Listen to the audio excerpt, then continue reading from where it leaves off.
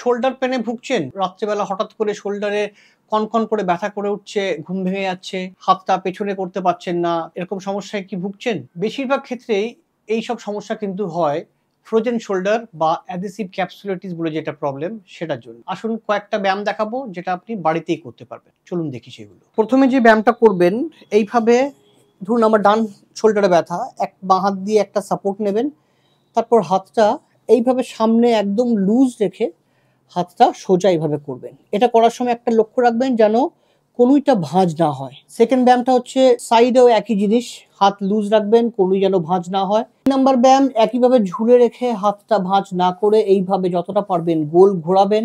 Clockwise হওয়ার পর anti ক্লকওয়াইজও আপনাকে 20 বার একই জিনিস উল্টো দিকে ঘোরাতে হবে। একটা টাওয়াল বা ওড়না কিছু নেবেন, এই হাতটা এইভাবে ধরে আছি, যে হাতটা ব্যথা ডান হাতটা সেটা ধরে এইভাবে রাখলাম। এরপর এই হাতটা কিন্তু কিছু করবে না, এইটা দিয়ে আমরা জাস্ট এভাবে টানবো, যেমন পিঠ মুছি আমরা টাওয়াল দিয়ে।